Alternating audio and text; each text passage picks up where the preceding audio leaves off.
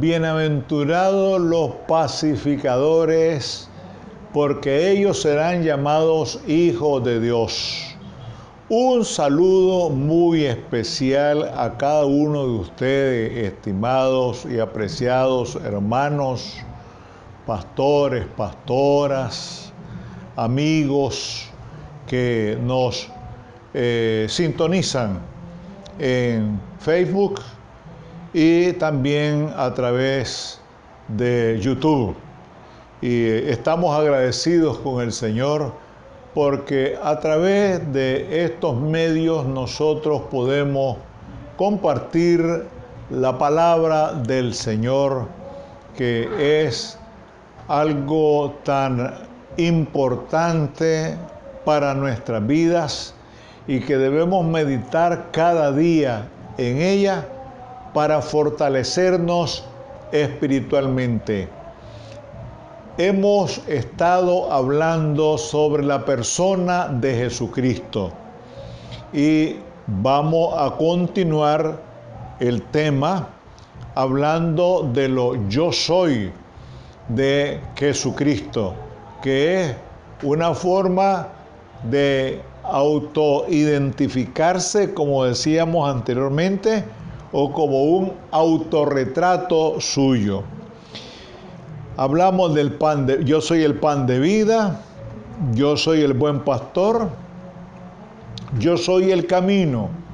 Aquí está otra figura que debemos tomar en cuenta y que por eso hay que tener sumo cuidado en la interpretación de la Biblia.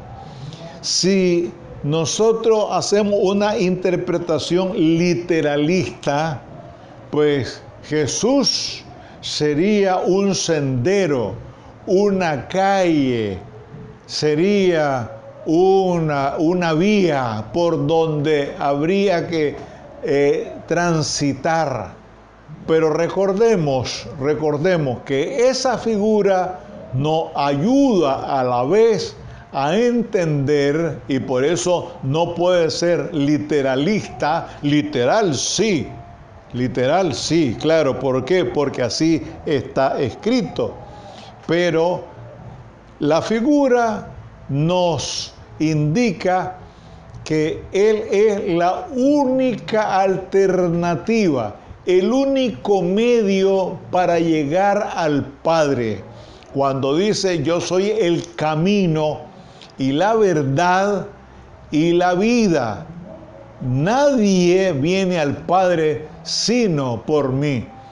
No hay otro medio para llegar a la presencia de Dios si no es a través de Jesucristo.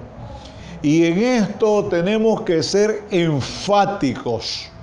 Tenemos que ser, podríamos decir, tajantes. No se puede llegar al Padre si no es a través de Jesucristo. No hay otros mediadores, no hay otros recursos.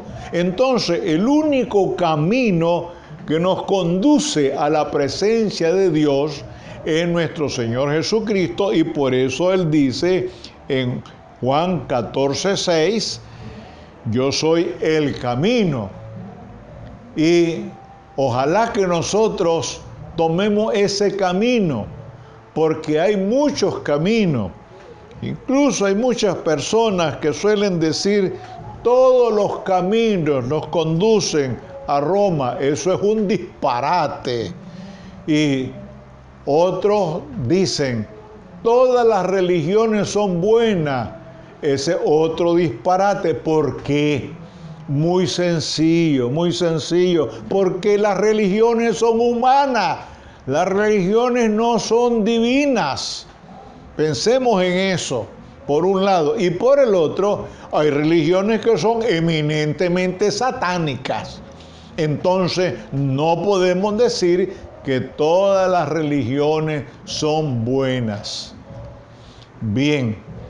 El otro yo soy, siempre refiriéndonos a la persona de Jesucristo.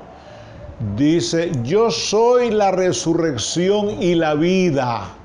El que cree en mí, aunque esté muerto, vivirá. Eso está en San Juan 11:25. La resurrección, ¿por qué? Bueno, en primer lugar, el único que ha resucitado en toda la historia de la humanidad es Jesucristo. Muchas veces hemos explicado que los otros que fueron levantados, como en el caso de Lázaro, fue revivificación. ¿Por qué? Porque volvió a morir. Pero todavía no encuentran ni encontrarán los restos del Hijo de Dios, porque Él está a la diestra de Dios el Padre, intercediendo por cada uno de nosotros los pecadores. Por eso Él es la resurrección. Ahora bien, dice San Pablo que si Jesucristo no hubiera resucitado, vana sería nuestra predicación y vana también vuestra fe. Y si Cristo resucitó, lo dice San Pablo, nosotros resucitaremos también. Y por eso en San Juan 5:29 se habla de las dos resurrecciones. Unos resucitarán, dice, para vida eterna, y otros para condenación perpetua. Es decir, que ahí se va a dar la resurrección no para volver a morir, sino para vivir eternamente o para morir eternamente. Y ahí es donde debemos detenernos y analizar muy bien el asunto. Entonces, si Cristo resucitó, nosotros resucitaremos también, porque Él es la primicia, el primero. Después van todos aquellos que tratamos, que nos esforzamos por permanecer en los caminos del Señor, por ser fieles hasta el último momento de la vida y permanecer bajo la dirección, bajo la voluntad de Dios. Es un esfuerzo que hacemos todos los días. La otra expresión, yo soy la vid verdadera, y eso aparece en San Juan, el Evangelio de San Juan, capítulo 15, versículo 1. Yo soy la vid verdadera. Y esta expresión que tiene Jesús, que se relaciona con sus discípulos mediante el símbolo que representa con frecuencia al pueblo de Israel, cuando habla de la vid, que por cierto es una planta muy, pero muy particular, muy propia, diríamos, de aquellos climas o de aquel clima donde se levantó nuestro Señor Jesucristo. Y la vid, recordemos que es la planta que genera, que produce las uvas, y de las uvas se fabrica el vino. Ahora bien, dice, yo soy la vid verdadera y mi Padre es el labrador. Todo pámpano que en mí no lleva fruto lo quitará, y todo aquel que lleva fruto lo limpiará, para que lleve más frutos. Entonces, esta figura, repetimos, esta figura, Jesucristo, no es una planta, no es una vid, pero se usa la figura en el sentido de la dependencia, porque dice todo pámpano, toda rama que en mí no lleva fruto, que no generamos, que no producimos, porque hemos dicho muchas veces que la vida cristiana debe ser productiva. No podemos ser cristianos estériles, no podemos ser cristianos improductivos, sino que debemos generar frutos y frutos dignos de arrepentimiento, partiendo de los dones, de los talentos que el Señor nos ha dado. Porque dice que todo pámpano que en mí no lleva fruto será cortado y echado al fuego. Vean, esto es bastante fuerte, bastante duro. ¿Ven? Y hay que verlo con mucha atención. El que en mí no permanece, óigase bien, la importancia de la permanencia, de la perseverancia en los caminos del Señor, será echado fuera como pámpano, como rama, y se secará. Y lo recogen y lo echan en el fuego y arden.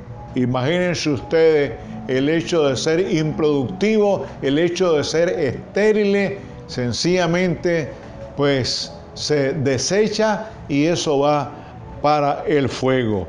Por eso dice la vid verdadera, porque hay muchas vides, pero hay vides que no generan, que no producen, pero es la vid verdadera.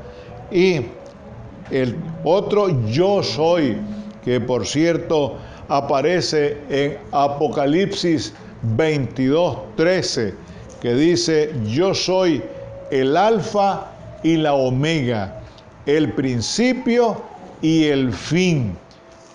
¿Por qué se dice el principio y el fin? Porque sencillamente nuestro Señor Jesucristo es el principio de todo. Porque la misma palabra nos dice: en el principio era el Verbo, y el Verbo estaba con Dios, y el Verbo era Dios. Y como Él es eterno, Jesucristo es el mismo ayer, hoy y por los siglos, por lo tanto, Él es el alfa y la omega. Alfa es la primera letra del alfabeto griego y omega es la última letra del alfabeto griego. Entonces se usa esa figura también. Y es una forma de identificar a nuestro Señor Jesucristo, más aún, como se dice, como lo hemos dicho anteriormente, es un autorretrato con esas expresiones: yo soy. Por otro lado, vienen lo que nosotros podríamos llamar títulos cristológicos. Claro, hay otros: yo soy también. Jesús fue profetizado como rey. Óigase bien, fue profetizado como rey. Es decir, que en el advenimiento o nacimiento de Jesucristo fue anunciado por varios profetas. Y eso nosotros lo podemos ver en Isaías 9:7, que se refiere al nacimiento y reinado de nuestro Señor Jesucristo. Y eso es importante, sobre todo pues cuando los magos llegan a indagarse y preguntan: ¿dónde está el rey de los judíos? Porque su estrella hemos visto en el oriente y venimos a adorarle. Entonces, Jesucristo es solemnemente, o fue solemnemente anunciado por los ángeles como el Mesías. Y eso lo encontramos en el Evangelio de San Lucas, cuando aquel resplandor iluminó de una manera extraordinaria a los pastores que estaban cuidando las vigilias de la noche. Y eso lo encontramos en San Lucas capítulo 2. Dice lo siguiente en ese pasaje. Dice aquí: pero el ángel les dijo, estamos en San Lucas capítulo 2, a partir del versículo 10. Pero el ángel les dijo: no temáis, porque os doy nuevas de gran gozo, que será para todo el pueblo, que ha nacido hoy en la ciudad de David un Salvador que es Cristo el Señor. Esto os servirá de señal. Hallaréis al niño envuelto en pañales, acostado en un pesebre. Esto es una forma de exaltación que dan los ángeles con respecto a Jesucristo.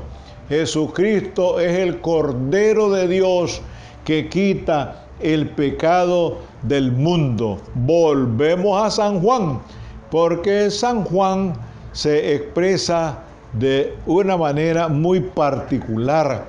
Y en San Juan 1:29 dice lo siguiente, dice: al siguiente día vio Juan a Jesús, Juan el Bautista, que venía a él y dijo: he aquí el Cordero de Dios que quita el pecado del mundo. Vean qué hermosa expresión. Recordemos que siempre se ofrecía un cordero en sacrificio para perdón de pecados, pero Jesucristo se ofreció a sí mismo para perdonar los pecados de la humanidad, siempre y cuando nosotros la reconozcamos como el único y suficiente Salvador de nuestras vidas. Gracias, Señor, porque en todo momento y a través de tu palabra podemos darnos cuenta de la persona de tu Hijo Jesucristo. Danos siempre la sabiduría de lo alto para entender tu palabra, para interpretarla, Señor, de la manera más adecuada y correcta, sin necesidad de forzar textos, sin necesidad de especular, de inventar, sino de ser fieles a lo que tu palabra nos enseña. Gracias, Padre. Quédate con nosotros. Danos siempre tu bendición, tu dirección y tu compañía. En el nombre del Cordero de Dios que quita el pecado del mundo. Amén.